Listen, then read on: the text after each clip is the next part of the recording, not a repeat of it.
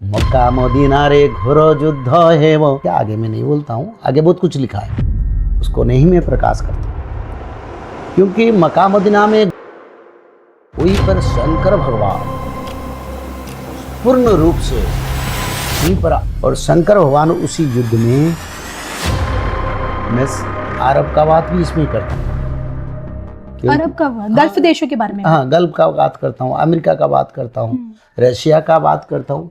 क्योंकि देखो, कभी हमारा भविष्य मालिका में लिखा है, मक्का मदीना में रथ यात्रा हो रहा था, मक्का मदीना में भगवान की पूजा हो रहा था, ब्राह्मणों का गांव था, और ऐसे जितने भी धर्म स्थान है सब हमारा शास्त्रों में लिखा है, वहीं पर मकामेश्वर है। मक्केश्वर महादेव की बात मक्केश्वर नहीं, मकामेश्वर। अच्छा। और जो लिखा है भविष्य मालिका में, मक्केश्वर नहीं, मकामेश्वर महादेव वहीं पर है। बाई सिपाह छे मीनो खेलू थी वो सिंहासन रे वरुण, मक्का मदीना रे घोर युद्ध है वो।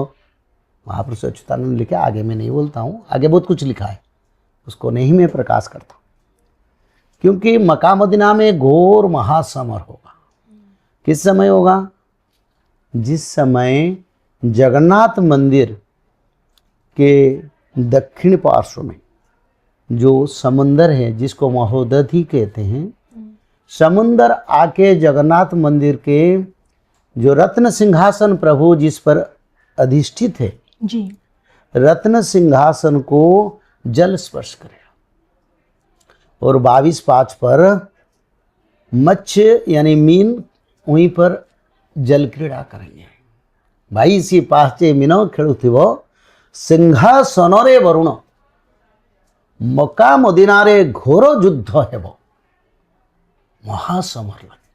यानी जगन्नाथपुरी जलमग्न हो जाएगा। एक तरफ से जगन्नाथपुरी संपूर्ण जलमग्न नहीं होगा जी, जगन्नाथ जी के रत्न सिंहासन तक जल स्पर्श करेगा, जी। और उसी समय सांकातिक से, यानी प्रामाणिक ते प्रमाण दे रहे हैं अच्युतानंद जी, बोले उसी समय जगन्नाथ क्षेत्र में पानी स्पर्श करेगा, और उसी समय मक्का मदीना में घोर युद्ध होगा। सभी जितने मुस्लिम कंट्री जी, और दूसरे उनके साथ दूसरे जो उनके विरोधी एक साथ लड़ाई होगा वहीं जगह पर।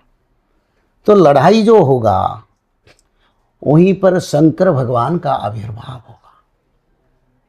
थोड़ा मैं खुलता हूं, वहीं पर शंकर भगवान पूर्ण रूप से जी, वहीं पर आविर्भाव के युद्ध को नियंत्रण करेंगे। युद्ध ना किसी धर्म, ना किसी मजहब, ना किसी शक्ति के साथ रहेगा। युद्ध का नियंत्रण दायित्व शंकर भगवान को चल जाएगा, और शंकर भगवान उसी युद्ध में सनातनियों को प्रतिष्ठा करेंगे। जी।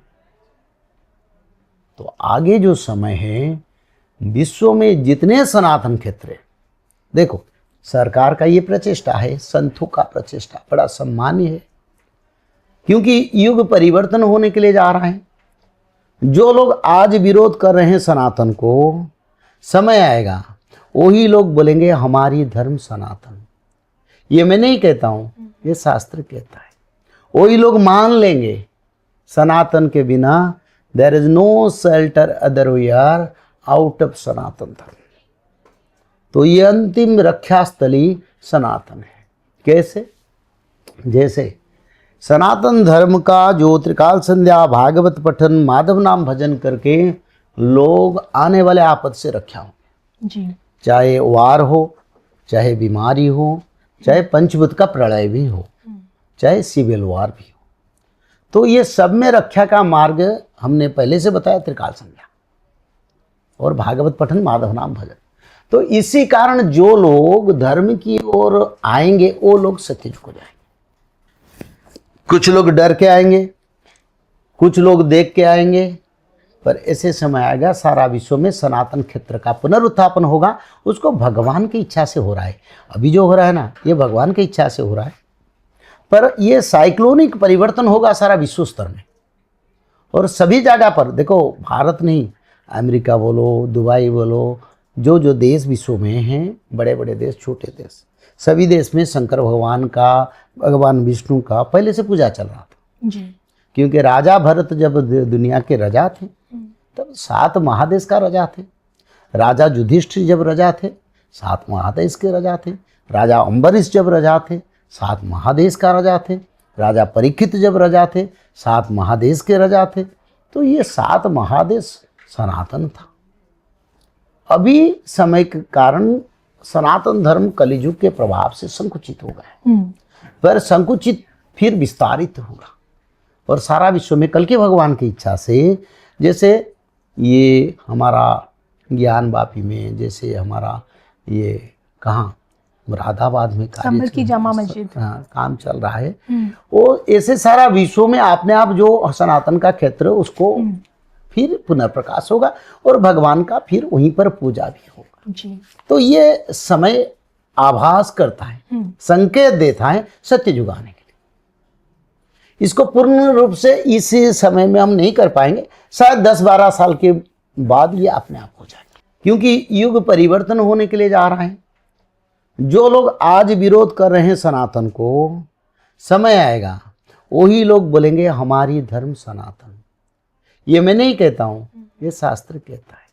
वही लोग मान लेंगे सनातन के बिना there is no shelter other we are out of Sanatan Dharma. तो ये अंतिम रक्षा स्थली सनातन है। कैसे? जैसे सनातन धर्म का जो त्रिकाल संध्या, भागवत पठन, माधव नाम भजन करके लोग आने वाले आपद से रक्षा हो जी। चाहे वार हो, चाहे बीमारी हो, चाहे पंचभूत का प्रलय भी हो, चाहे सिविल वार भी हो।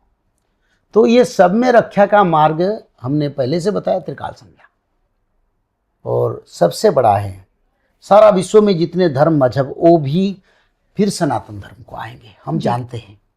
तो इसीलिए सभी धर्म सभी मजहब के लिए मेरा एक वाणी है, किसको मानो ना मानो हमारा लेना देना नहीं, पर एक बार हर दिन त्रिकाल संध्या करो, हर दिन एक अध्याय भागवत पठन करो जी। और हर दिन हर समय अपने आपद विपद, अपना दुख, अपना समय के साथ माधव नाम निरंतर भजन करो।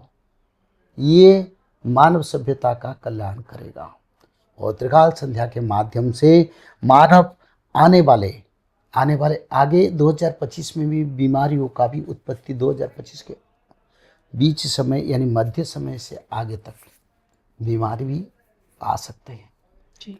और उसी बीमारी कोरोना से भयंकर होगा। वो सभी से रक्षा करने के लिए त्रिकाल संध्या अभी से करेंगे, आज से करेंगे। 2025 नए साल से सब त्रिकाल संध्या करें, भागवत पढ़ें, उनका परिवार सुरक्षित होगा, खुद सुरक्षित होंगे और सत्ययुग को जाने के लिए भी उनको भगवान का कृपा प्राप्त